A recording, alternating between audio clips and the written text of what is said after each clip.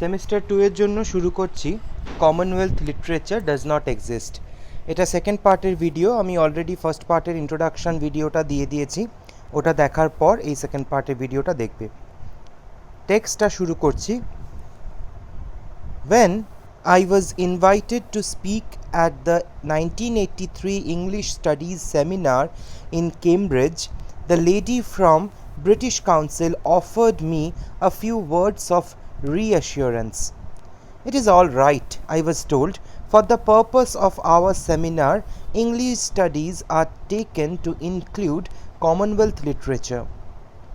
At all other times, one was forced to conclude these two would be kept strictly apart, like squabbling children or sexually incompatible pandas, or perhaps like unstable fissile materials whose union might cause explosion. এখানে শুরুতেই আমাদের লেখক একটা experience share করছেন। উনি 1983 সালে একটা সেমিনারে গেছিলেন কেমব্রিজ ইউনিভার্সিটিতে, এবং সেই সেমিনারটা ছিল ইংরেজি সাহিত্যের ওপর। কিন্তু সেই সেমিনারে যেহেতু সলমান রুশদি গেছেন, সেহেতু ওই সেমিনারের একজন ভদ্রমহিলা তাকে বলে আশ্বস্ত করার চেষ্টা করেন যে আমরা জানি আমাদের সেমিনারটা ইংলিশ সাহিত্যের ওপর, কিন্তু চিন্তা করবেন না, আপনাদের কমনওয়েলথ সাহিত্যটাকেও আমরা গুনব, আপনাদের কমনওয়েলথ সাহিত্যটাকেও আমরা ইংলিশ সাহিত্যের মধ্যে এই ক্ষেত্রে ধরছি। তো এই উদাহরণটা দিয়ে উনি কী বোঝাতে চাইছেন সেটা আমাদের একটু বুঝে নিতে হবে। কমনওয়েলথ সাহিত্য বলতে কী বোঝানো হয় সেটা তো আমি বুঝিয়ে দিয়েছি। সেটার সঙ্গে কোর ব্রিটিশ লিটারেচারের কিন্তু একটা পার্থক্য আছে। কোর ব্রিটিশ লিটারেচার বলতে ইংল্যান্ডের জমিতে বসে যে লেখা হয়েছে সেটাকে আমরা কোর ব্রিটিশ লিটারেচার বা ইংলিশ লিটারেচার বলে একটা সময় অবধি গণ্য করা হতো। এবং ইংল্যান্ডের বাইরে যে ইংলিশ লিটারেচার লেখা হয়, ধরো সেটা অস্ট্রেলিয়াতে হোক, আফ্রিকাতে হোক বা ইন্ডিয়াতে হোক, সেই ইংরেজি লিটারেচারটাকে একটা সময় অবধি একটু খাটো করে দেখা হতো।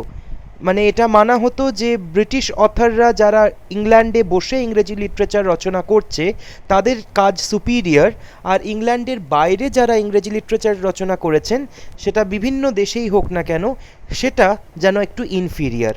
তো সেই ইনফিরিয়রিটিটাকে মনে করিয়ে দেওয়ার জন্যই, হয়তো কিছুটা খাটো করবার জন্যই সলমান রুশদিকে ওই ভদ্রমহিলা বলেছিলেন যে আপনি চিন্তা করবেন না, আপনার সাহিত্যটা যেটাকে আমরা কমনওয়েলথ লিটারেচার বলে ডাকছি সেটাকেও আমরা এই ডিসকাশনের মধ্যে, এই অনুষ্ঠানের মধ্যে সামিল করেছি।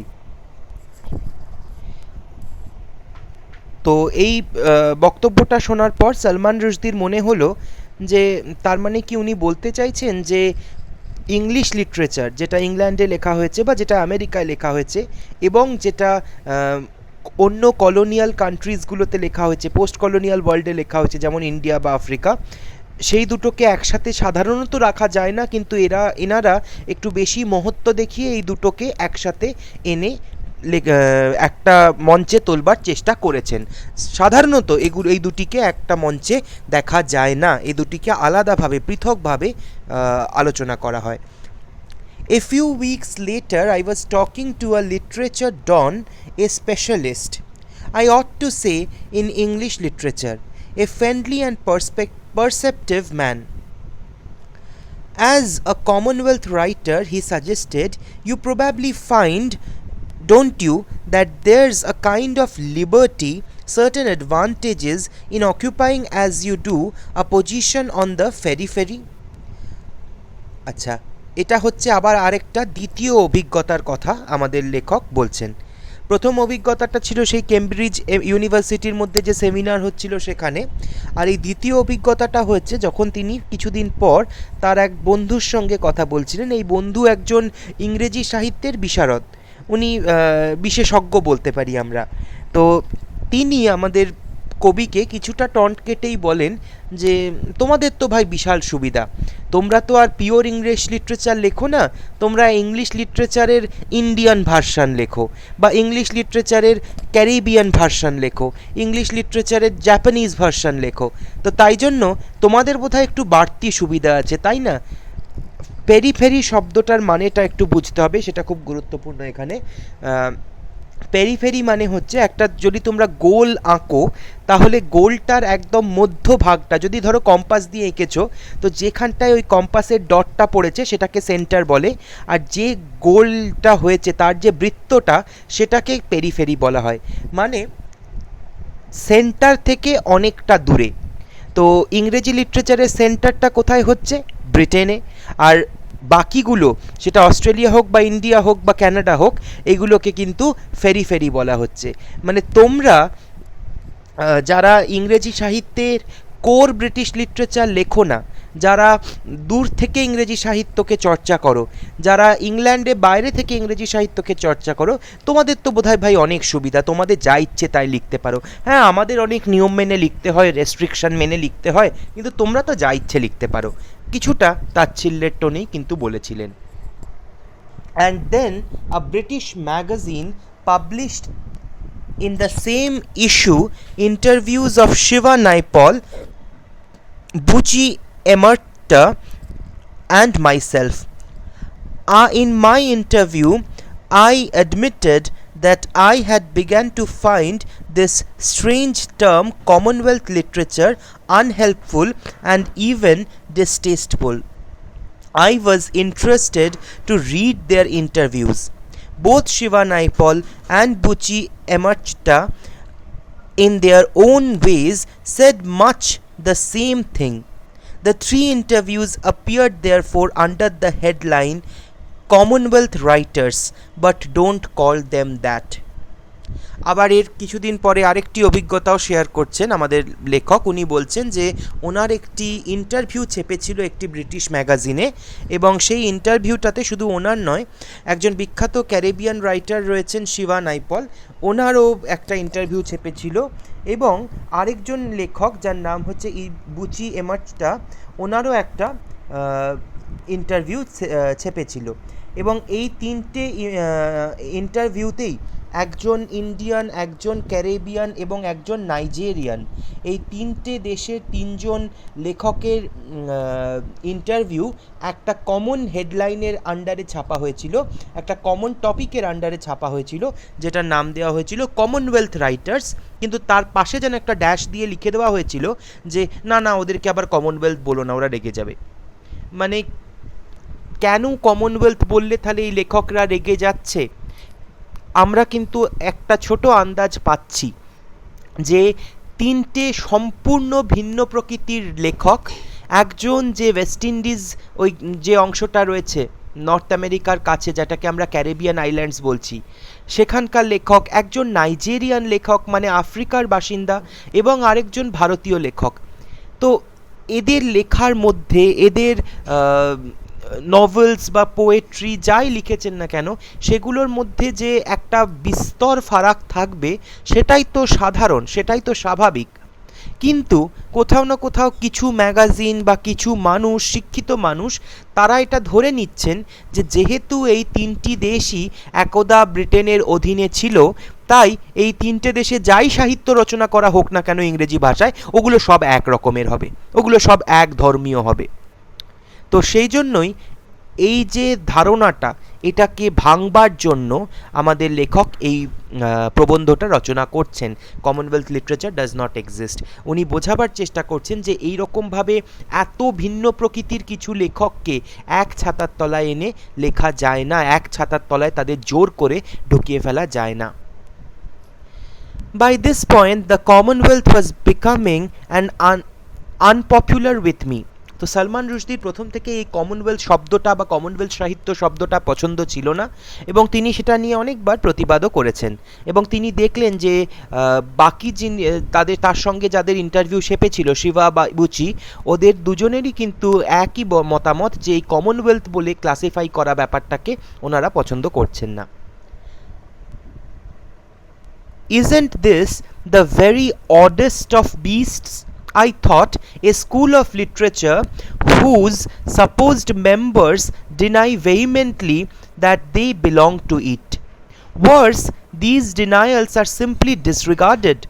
It seems the creature has taken on a life of its own. So when I was invited to a conference about the animal in of all places Sweden, I thought I would better go along and take a closer look at it. তাহলে সলমান রুশদি বলছেন যে আমি ঠিক এই ব্যাপারটাকে বুঝতে পারছি না, এটা একটা আজীব জন্তু ভাই, মানে এই কমনওয়েলথ লিটারেচারটাকে বলছে যে এটা একটা আজীব জন্তু। আমরা যাদের মাথায় এই কমনওয়েলথ লিটারেচারের থাপ্পা লাগিয়ে দেওয়া হচ্ছে, সেই লেখকরা দৃঢ় গলায় প্রতিবাদ করছি যে না, আমরা কমনওয়েলথ লেখক নই, আমাদেরকে বলবেন না কমনওয়েলথ লেখক। কিন্তু কেউ আমাদের প্রতিবাদটা শুনছেই না, কেউ আমাদের কথাও রাখছে না, তারা জোর করে আমাদের ঘাড়ে এই কমনওয়েলথ লেখক হওয়ার বোঝাটা চাপিয়ে দেওয়া হচ্ছে। তাই যখন আমাকে সুইডেনে একটা সুযোগ দেওয়া হলো একটা লেকচার দেওয়ার, তখন আমি এই বিষয়টাকে তুলে ধরলাম। The conference was beautifully organized, packed with erudite and sophisticated persons, capable of discoursing at length about the new spirit of experiment in English language writing in the Philippines. Also, I was able to meet writers from all over the world, or rather from the Commonwealth. তো এই যে সুইডেনে কনফারেন্সটা হচ্ছিল, সেটা অসাধারণ একটা conference, সেটা খুব সুন্দরভাবে অর্গানাইজ করা হয়েছে। অত্যন্ত শিক্ষিত, সুশিক্ষিত ব্যক্তিরা এখানে, ইন্টেলেকচুয়াল ব্যক্তিরা এখানে উপস্থিত ছিলেন, এবং এই একটা খুব সুন্দর একটা ইন্টেলেকচুয়াল পরিবেশ তৈরি হয়েছিল, পরিমণ্ডল তৈরি হয়েছিল, যেখানে লেখকেরা বিভিন্ন দেশ থেকে, পৃথিবীর আসা লেখকরা একে অপরের সঙ্গে দেখা করছিলেন, কথা বলছিলেন, সাহিত্য নিয়ে চর্চা করছিলেন, সেই রকম একটা পরিস্থিতি এখানে তৈরি হয়েছিল। It was such a seductive environment that it almost persuaded me that the subject under discussion actually existed and was not simply a fiction, and a fiction of a unique type at that, in that it has been created solely by critics and academics who have then proceeded to believe in it wholeheartedly. But the doubts did, in spite of all temptations to succumb, persist. তো সলমান রুশদি বলছে যে এইরকম একটা জায়গায় এসে আমার হয়তো কোথাও কোথাও মনে হলো যে হয়তো সত্যি কমনওয়েলথ বলে কিছু একটা ব্যাপার রয়েছে, কমনওয়েলথ সাহিত্য বলে একটা কিছু ব্যাপার রয়েছে, কিন্তু এই কমনওয়েলথ সাহিত্য ব্যাপারটাকে তৈরি করেছে এক শ্রেণীর কিছু স্কলার্স, এক শ্রেণীর কিছু অ্যাকাডেমিশিয়ানস, মানে যারা শিক্ষাক্ষেত্রের সঙ্গে যুক্ত রয়েছে, সেই কিছু মুষ্টিমেয় কিছু ব্যক্তি এই শব্দটাকে তৈরি করেছে, এই আইডিয়াটাকে তৈরি করেছে, এবং তারা এই আইডিয়াটাকে খুব স্ট্রংলি গার্ড করেন, তারা এই আইডিয়াটাকে সাপোর্ট করেন এবং এটাকে ডিফেন্ড করেন যে না, এটা আমরা একদম ঠিক একটা কনসেপ্ট তৈরি করেছি, এই সমস্ত রাইটারদেরকে আমরা একই ছাতার তলায় রাখবো এবং এদেরকে কমনওয়েলথ লিটারেচার বলেই ডাকবো। Many of the delegates I found were willing freely to admit that the term Commonwealth literature was a bad one. South Africa and Pakistan, for instance, and are not members of the Commonwealth, but their authors apparently belong to its literature. On the other hand, England, which was, as far as I am aware, has not been expelled from the Commonwealth quite yet, it has been excluded from its literary manifestations. For obvious reasons, it would never do to include English literature, the great sacred thing itself, with the bunch of upstarts huddling together under this new and badly made umbrella.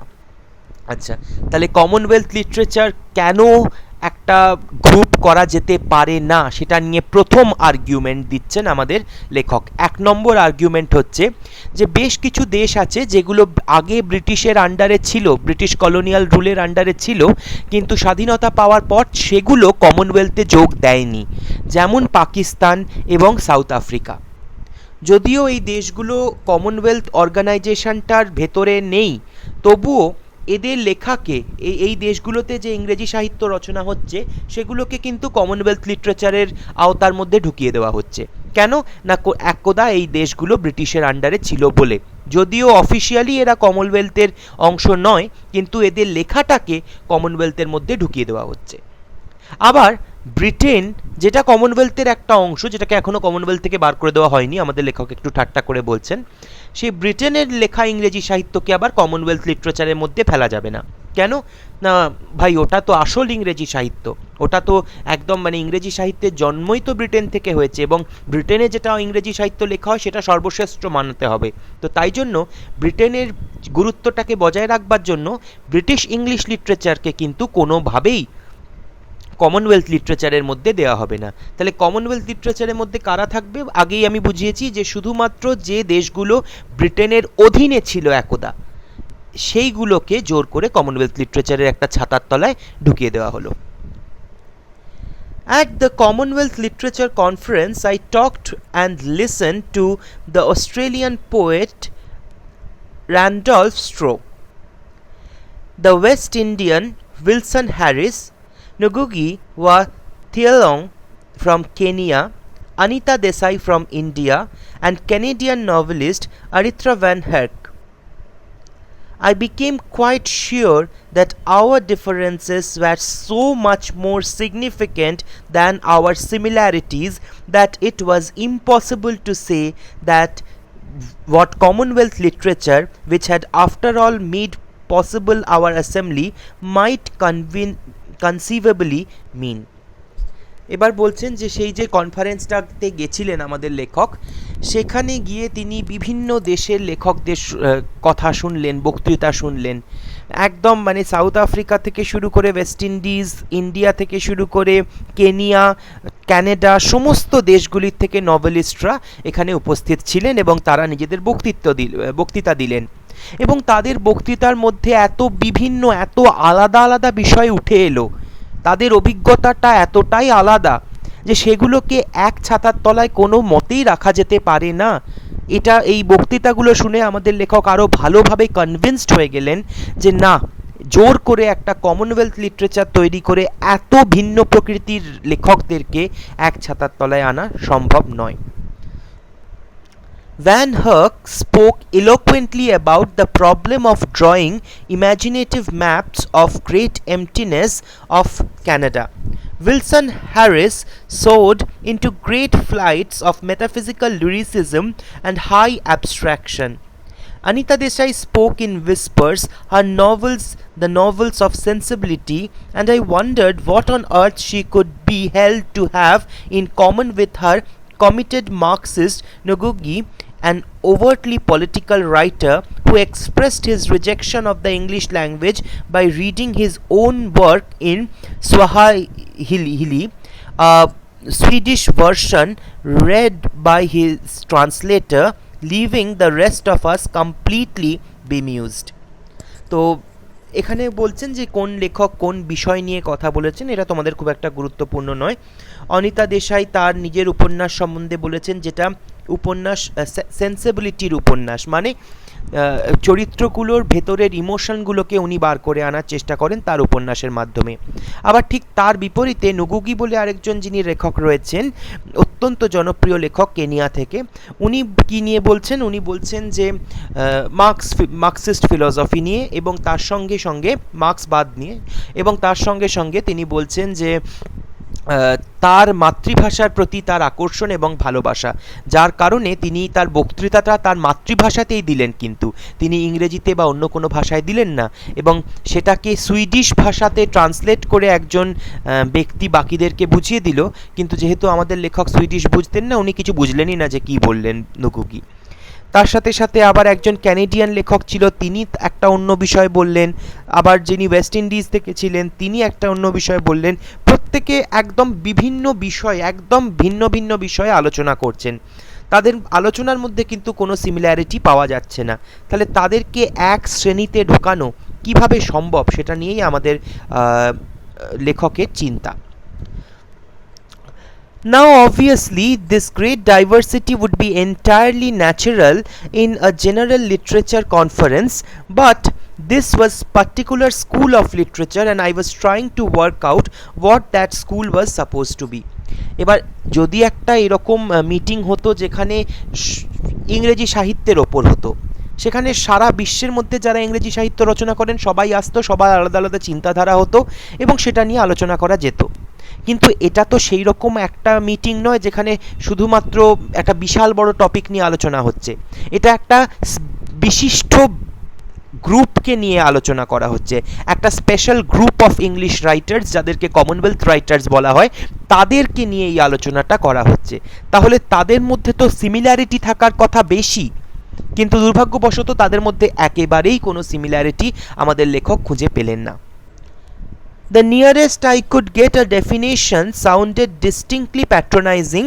Commonwealth literature, it appears, is that body of writing created, I think, in the English language by persons who are not themselves white Britons or Irish or citizens of United States of America. তাহলে আমাদের লেখক নিজের মনে মনে Commonwealth লিটারেচারের একটা ব্যাখ্যা তৈরি করে নিলেন, একটা ডেফিনেশন তৈরি করে নিলেন। তার মতে কমনওয়েলথ সাহিত্য হচ্ছে সেই সাদা চামড়ার ব্রিটিশ বা আইরিশ বা আমেরিকান কোনো ব্যক্তি লেখেননি, কিন্তু এমন কোনো ব্যক্তি লিখেছেন যিনি ব্রিটেনের আন্ডারে কলোনিয়াল জীবন কাটিয়েছেন। I don't know whether black Americans are citizens of this bizarre commonwealth or not. Probably not. It is also uncertain whether citizens of commonwealth countries writing in languages other than English, Hindi for example, or who switch out of English like Ngugi, are permitted into the club or asked to keep out. তারপরে আরেকটা প্রশ্ন আমাদের লেখকের মাথায় আসছে যে আচ্ছা, যে লেখকেরা আঞ্চলিক ভাষায় লেখে তাদের কি ব্যাপার, বাংলাতে লেখে, তারাও তো এক সময় না এক সময় ঠিক এই সাম্রাজ্যবাদের শিকার হয়েছিলেন, তারাও তো এক সময় না এক সময় এই কলোনিয়াল রুলে বাস করেছেন। তাহলে তাদের লেখা হিন্দিতে, বাংলাতে, মারাঠিতে, গুজরাটিতে, এই ভাষাগুলোতে লেখাটা সেটা কি কমনওয়েলথের মধ্যে আসবে, না তাদেরকে বার করে দেওয়া হবে কমনওয়েলথ রাইটার্সদের গ্রুপ থেকে, কারণ তারা ইংরেজিতে লেখে না? একটা সম্পূর্ণভাবে ক্যাওটিক এবং কনফিউজিং বিষয়, যেটা কোনো মাথামুন্ডু নেই, কিন্তু জোর করে লেখকদের ওপর চাপিয়ে দেওয়া হয়েছে, সেই হলো Commonwealth literature. By now Commonwealth literature was sounding very unlikable indeed. Not only it was a ghetto, but it was actually an exclusive ghetto. And the effect of creating such a ghetto is to change the meaning of the fair broader term English literature, which I had always taken to mean simply the literature of English language, into something far narrower, something topographical, nationalistic, possibly even racially segregationist. তো এখানে সালমান রুশদির বক্তব্য হচ্ছে, এটা খুব গুরুত্বপূর্ণ অভিযোগ তিনি এখানে করছেন, যে এই যে কমনওয়েলথ লিটারেচার বলে একটা শব্দ তৈরি করে একটা গ্রুপ বানিয়ে দেওয়া হলো, কিছু লেখককে জোর করে এই গ্রুপটার মধ্যে ঠেলে ঢুকিয়ে দেওয়া হলো, সেই গ্রুপটা করার আসল কারণ হচ্ছে যে এদেরকে পিওর ইংলিশ লেখকদের থেকে ছেঁকে বাদ দিয়ে দেওয়া। সালমান রুশদি বলছেন, আমি এতদিন অবধি ইংলিশ লিটারেচার বলতে বুঝতাম যে লিটারেচার ইংরেজি ভাষায় লেখা হয়, কোন দেশের লোক লিখেছে সেটা কিছু যায় আসে না, কিন্তু কেউ যদি ইংরেজি ভাষায় উপন্যাস লেখে সেটা ইংরেজি ভাষার লিটারেচার মানা হবে, সে যদি কেউ ইংরেজি ভাষায় কবিতা লেখে তাহলে সেটাকে ইংলিশ লিটারেচারের মধ্যে ধরা হবে। সে অস্ট্রেলিয়া থেকে বসে লিখছে না নিউজিল্যান্ড থেকে বসে লিখছে না কানাডা থেকে বসে লিখছে, সেটা কিন্তু যায় আসে না। কিন্তু কিছু মানুষ যারা নিজেদের গুরুত্ব ধরে রাখতে চাইছে, কিছু অত্যন্ত শিক্ষিত মানুষ যারা নিজেদের ভ্যালিউটাকে বাড়াবার চেষ্টা করছে, তারা নিজেদেরকে একটু আলাদা করে নিতে চাইছে, যে আমরা সাদা চামড়ার লোক, আমরা আমেরিকায় থাকি বা আমরা ব্রিটেনে থাকি, আর তাই জন্য আমরা যে ইংলিশ লিটারেচারটা লিখব সেটা হচ্ছে সুপিরিয়র, সেটা হচ্ছে উচ্চমানের, লিটারেচারটা লিখছে সেটা হচ্ছে নিম্নমানের। তো এইভাবে বিভাজন তৈরি করবার জন্যই কিন্তু এই কমনওয়েলথ লিটারেচার একটা গ্রুপ, যাতে যারা অন্য দেশ থেকে ইংরেজি লিখছে তাদেরকে ছেঁকে বাদ দিয়ে দেওয়া যায়। তাহলে আজকে এতটাই থাকছে, নেক্সট ক্লাসে আবার আমি কন্টিনিউ করব।